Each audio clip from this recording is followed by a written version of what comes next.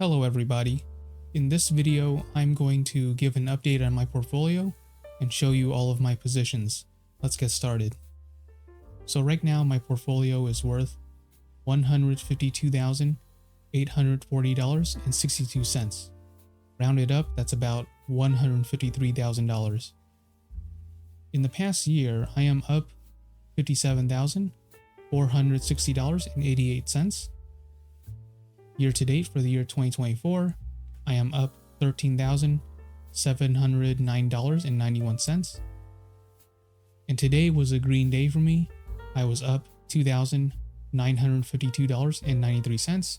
So I made about $3,000 just from today. Let's go over my positions.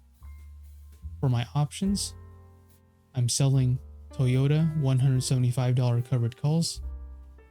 These expire February 21st. My return, I am down $173. I'm selling Amazon $220 covered calls. These expire March 21st. My return, I am down $1,650. I'm selling Delta Airlines $60 covered calls. These expire March 21st. My return, I am down $1,168. I'm selling Disney $120 covered calls. These expire March 21st. My return, $826. I'm selling Google $190 covered calls. These expire March 21st. My return, $449.01. I'm selling SoFi $15 covered calls. These expire March 21st. My return, I am down $64.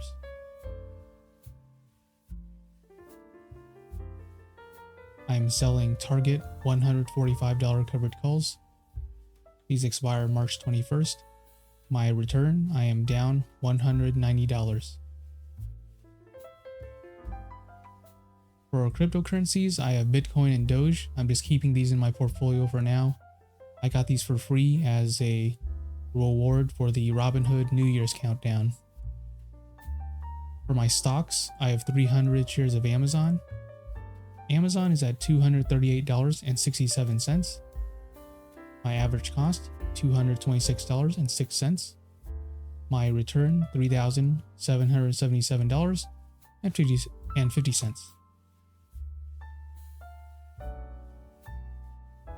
I have 6,400 shares of SoFi. SoFi is at $16.25. My average cost, $5.70. My return, $67,530.05.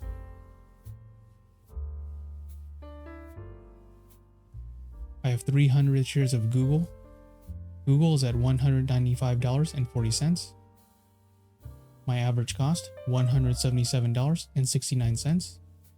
My return, $5,314.50.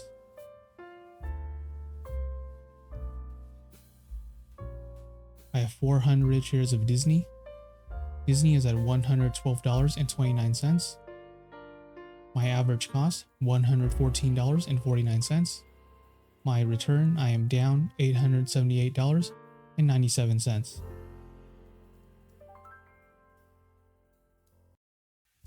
I have 200 shares of Target. Target is at $140.86. My average cost, $149.41. My return, I am down $1,710.50.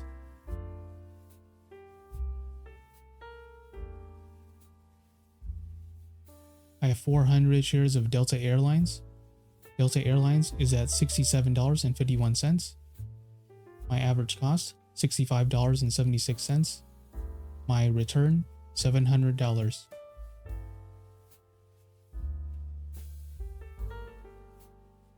I have 100 shares of Toyota. Toyota is at $188.95. My average cost, $182.10. My return, $685.04. This is a margin account. My margin total is $171,183.73. My margin used is $169.710. Oh my goodness, sorry, I can't speak right now. My margin used is $169,710.37. This gives me $1,473.36 in buying power. Also to note, the reason why my buying power is lower now because I actually withdrew about $5,350 from my portfolio so I could spend it on some of my expenses that I need to pay, including my taxes if I owe any this year. I'm starting to receive my tax documents, so I want to get started on completing my taxes early this year. Moving on to my margin status. My margin status is low risk. My buffer is $66,059.63. This is how much money I can lose before I get margin called. My annual interest rate is 5.25%. The daily interest I am paying is $24.60. And I'm borrowing $1,000 of margin interest-free. Something to note here is that since my last video, SoFi did report their earnings. And as you can see, after they reported their earnings on the 26th, the stock price dropped quite drastically. So they reported, let me see here. So the estimated was 4 cents per share and the actual was 5 cents per share. So they actually beat the expectations on this earnings, but let's read an article and dig deeper into why the stock price dropped. So here's an article on Yahoo Finance. It says, SoFi Technologies stock sinks on soft guidance. So I'm assuming that even though they beat expectations in their earnings, the stock went down based on lower than expected guidance. But let's see here. Key takeaways: SoFi Technologies pointed to macro assumptions in giving weaker than expected quarterly and full year guidance. The outlook offset fourth quarter profit in sales that exceeded estimates. CEO Anthony Noto said the company had its best year ever. Okay. Shares of SoFi Technologies plunged 10% Monday as the digital financial firm gave lower than expected guidance based on macro assumptions about the future. The provider of student loans and other banking services expects current quarter earnings per share of 3 cents and 2025 EPS between 25 cents and 27 cents. I mean, that's still better than being negative, right? At least the expectations are that they're still going to have a positive earnings per share, so at least that's good. Moving on, analysts surveyed by Visible Alpha were looking for first quarter EPS of 5 cents and full year EPS of 28 cents. Okay, so I guess maybe the guidance is lower than the expectations, so that's the reason it dropped. Or that's the way it sounds like based on this article. The news offset better than expected fourth quarter results. SoFi reported EPS of 29 cents, with revenue rising 19% year over year to $734 million. Both comfortably exceeded Visible Alpha forecasts. Revenue at the financial services unit skyrocketed 84% to $256.5 million, as the company expanded its product offerings by 34%. Technology platform division revenue added 6% to $102.8 million, while revenue at the lending segment grew 18% to $417.8 million, as origination revenue increased 66%. CEO Anthony Noto called 2024 SoFi's best year ever, and pointed to the performance of the financial services and tech platform segments, which made up a record 49% of the company's revenue. SoFi Technologies shares finished last week at their highest level since the fall of 2021. Despite today's drop, they have more than doubled their value in the past year. And then it has a chart right here showing what happened in the last year. So yeah, even though SoFi reported earnings per share higher than the expectation, the guidance was lower than expected for 2025. So that's why it went down. Now, like the article said, even though it went down recently, yesterday, overall in the past year, it's still up 83.90%. So it's still up over 80% in the past year.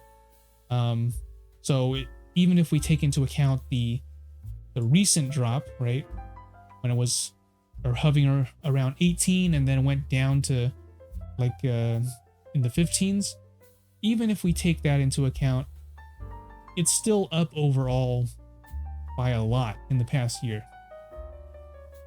Now I think that I'm gonna roll out my covered calls, and I'm glad that I didn't do it yet. I waited because now it's cheaper to do it. Since it went down to the low $16 range, now it's cheaper for me to roll out my covered calls as opposed to when it was in the $18 price range. So I do plan to roll out my covered calls just so I could keep my shares of SoFi, even though the guidance went down. I mean, the guidance is still like positive EPS for the year, as opposed to when it was losing money for quite a long time. So I still believe in the company long term, and I'm gonna do what I can to keep my shares. Anyways, that's pretty much all the updates I have. I hope you guys enjoyed watching me go over my portfolio and my positions and going over the SoFi earnings from yesterday. Thank you so much for watching. If you guys do like this type of content, please make sure to like and subscribe, and I'll keep on making more of these videos. Thanks for watching. I'll see you guys next time. Bye.